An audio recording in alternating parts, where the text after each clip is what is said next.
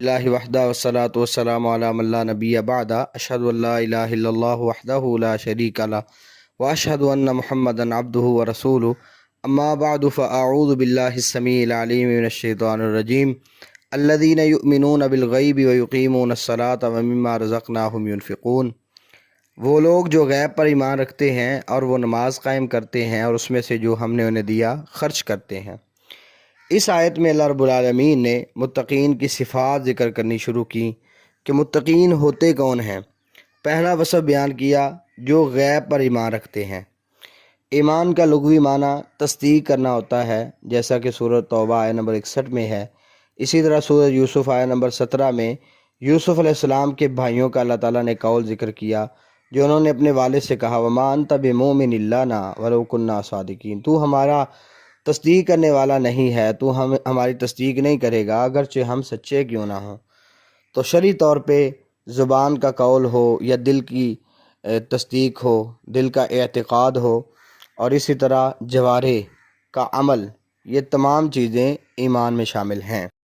غیب سے مراد ہر وہ چیز ہے جو بندوں سے غائب ہو، وہ اپنے حواس کے ساتھ اسے نہ پا سکے۔ وہ حقائق جو انسان کے حواس اور عقل کی رسائی سے باہر ہوں وہ غیب سے مراد ہیں۔ حدیث جبریل جس کے راوی امیر المومنین سیدنا عمر بن خطاب رضی اللہ تعالی عنہ ہیں، اس میں رسول اللہ صلی اللہ علیہ وسلم نے ایمان کی تعریف یہ بیان فرمائی ان تؤمن باللہ وملائکتہ وکتبہ ورسلہ والیوم الآخر وتؤمن بالقدر خیرہ وشرہ۔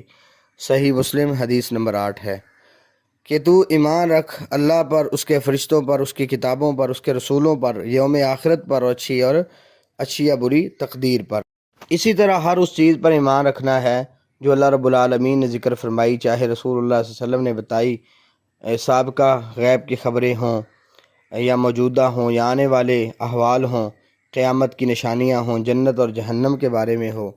سب چیزیں غیب میں شامل ہیں کیونکہ انہیں دیکھے بغیر ان پر ایمان رکھا جاتا ہے۔ قرآن کی ہدایت سے فیض یاب ہونے والے وہی متقی لوگ ہیں جو اللہ اور اس کے رسول کے بیان پر اعتبار کرتے ہوئے غیب پر ایمان رکھتے ہیں، اپنے مشاہدے یا اپنی عقل سے معلوم ہونے کا مطالبہ نہیں کرتے۔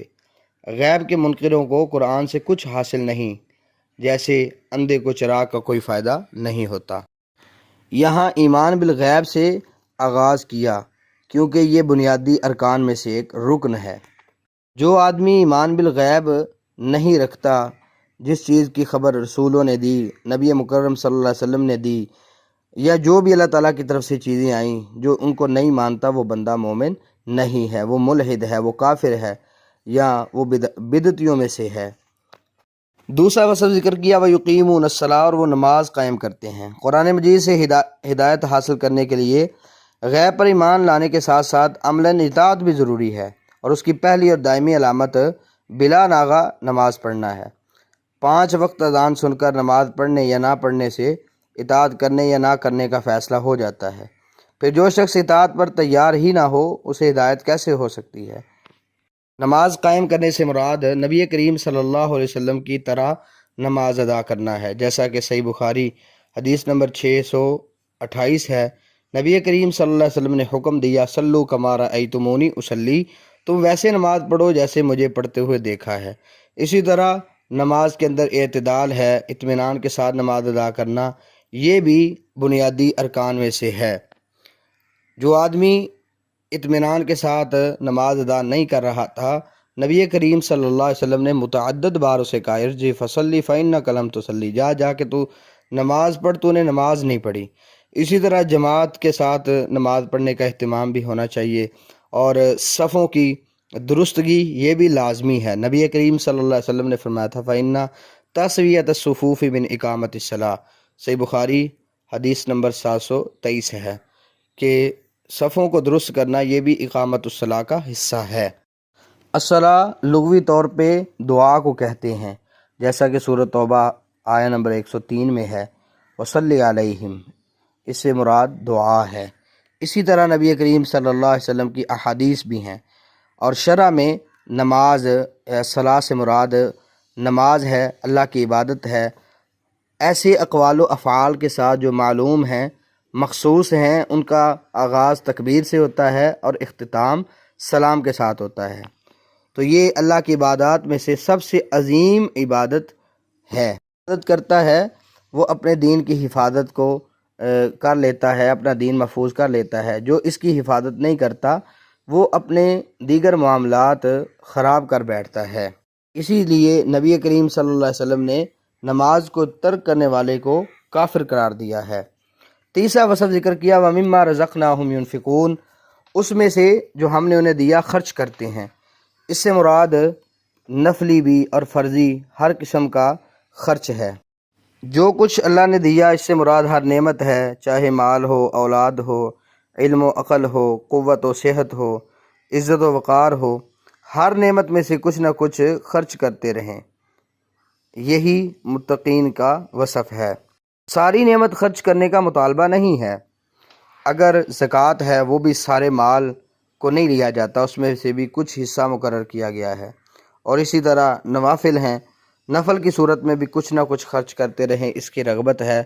اور بخل کی مذمت ذکر کی گئی ہے قرآن مجید میں مختلف جگہوں پر۔ اگر کوئی انسان اپنے بنیادی جو واجبات ہیں ان پر عمل کرنے والا ہے، اپنے اہل و عیال کا خیال رکھتا ہے، اس کے بعد اگر سارا مال بھی اللہ کے راستے میں خرچ کر دے تو وہ جائز ہے، جیسا کہ ابو بکر صدیق رضی اللہ تعالیٰ عنہ کا معروف قصہ موجود ہے۔ اللہ رب العالمین نے قرآن مجید میں مختلف مقامات پہ اس بات کا حکم دیا۔ سورہ نور میں فرمایا وَآتَاهُم مِّن مَّالِ اللَّهِ الَّذِي آتَاكُمْ، اس مال میں سے کچھ دو جو اللہ رب العالمین نے تمہیں عطا کیا ہے۔ تو جو غصب شدہ مال ہے اس میں سے خرچ نہیں کیا جا سکتا، کیونکہ غصب کا نہ اللہ نے حکم دیا ہے، نہ اللہ رب العالمین نے اس کی جائز ہونے کی طرف اشارہ وغیرہ دیا ہے۔ میں نبی کریم صلی اللہ علیہ وسلم کی حدیث ہے، آپ نے فرمایا تھا انفق انفق علیک، انفق انفق علیک، خرچ کر تیرے اوپر خرچ کیا جائے گا۔ ایک چیز مد نظر رکھنی چاہیے کہ اللہ کے راستے میں خرچ کریں، نہ اسراف ہو اور نہ ہی بخل ہو۔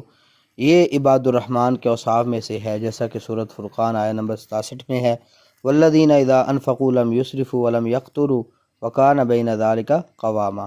وہ لوگ جو خرچ کرتے ہیں تو اسراف نہیں کرتے، نہ ہی بخل کرتے ہیں، بلکہ اس کے درمیانے راستے کو اختیار کرتے ہیں۔ اللہ رب العالمین ہمیں متقین کے اوصاف اپنانے کی توفیق عطا فرمائے اور حقیقت میں متقی بنا دے۔ السلام علیکم ورحمۃ اللہ وبرکاتہ۔